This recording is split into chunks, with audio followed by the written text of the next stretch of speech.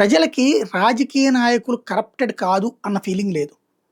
ఆళ్ళు నిజంగా కరప్షన్ చేయకపోయినా ఆడు తింటాడని అనుకుంటారు. వాడు కష్టపడి సంపాదించుకున్నా సరే, ఆడు వ్యాపారం చేసుకున్న, పరిశ్రమలు సంపాదించుకుంటున్నా, ఏదో చేసుకున్న కాంట్రాక్టులు పద్ధతిగా చేద్దాం అనుకున్నా సరే, అందులో తింటున్నాడని అనుకుంటున్నారు. ఈళ్ళు ఇట్ట అనుకుంటున్నారు కాబట్టి మనం తింటే తప్పేంటి అనేది ఒక లెక్క.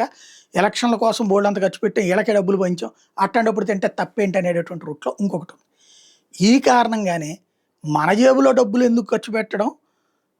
ప్రభుత్వపు డబ్బులతోనే ఓట్లను కొనుక్కుందాం అనేటటువంటి సరికొత్తదే సంక్షేమ పథకాల్లో పీక్ స్టేజ్. అయితే దాన్ని అలా విమర్శించినటువంటి భారతీయ జనతా పార్టీ కూడా ఇప్పుడు ఉచితాలని అనౌన్స్ చేస్తోంది. సంక్షేమ పథకాలని అనౌన్స్ చేస్తుంది. ఇప్పుడు ఆంధ్రాలో ఒకసారి గుర్తుకు తెచ్చుకుంటే వైసీపీకి సంబంధించినటువంటి స్కీమ్ మీదన బీజేపీ వ్యతిరేకించింది, తెలుగుదేశం వ్యతిరేకించింది, జనసేన వ్యతిరేకించింది. అప్పట్లో ఉచితాలతో రాష్ట్రం నాశనం అయిపోతుంది, శ్రీలంక అయిపోతుంది, కొలంబో అయిపోతుంది, అదే వెనుజులా అయిపోతుంది అన్నట్టు. అదే తర్వాత తాము అధికారంలోకి వస్తే అంతకంటే ఎక్కువ ఇస్తామని చెప్పుకొచ్చింది. బీజేపీ మాత్రం ఆ మాట చెప్పలేదు. కాకపోతే భారతీయ జనతా పార్టీ దేశవ్యాప్తంగా లెక్కేసుకుంటే వివిధ రాష్ట్రాల్లో ఇప్పుడు మన మహారాష్ట్రలో ₹2000 ఇస్తామని చెప్పారు ఎలక్షన్స్ ముందు. ఇచ్చారు, ఇస్తున్నారు. వాళ్ళదే గవర్నమెంట్ ఇస్తున్నారు. అదే సందర్భంలో హర్యానా తాజాగా ₹2100 ఇచ్చిందని చెప్పుకున్నాం. తర్వాత మధ్యప్రదేశ్ ఇచ్చింది మొన్ననే పథకం ప్రారంభించి ఎన్నికల ముందు హామీ ఇచ్చి.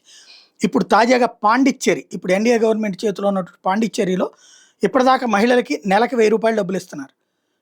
త్వరలో ఎలక్షన్ జరుగుతుంది. తమిళనాడుతో పాటు పాండిచ్చేరి ఎలక్షన్ కూడా జరుగుతుంది వచ్చే ఏడాది.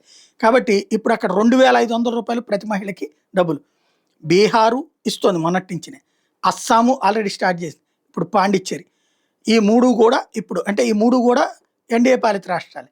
ఇప్పుడు ఇస్తున్నాయి. అంటే క్రమంగా డబ్బులు ఇవ్వడం తప్పు లేదు అన్నటువంటి రూట్లోకి బీజేపీ కూడా మారింది.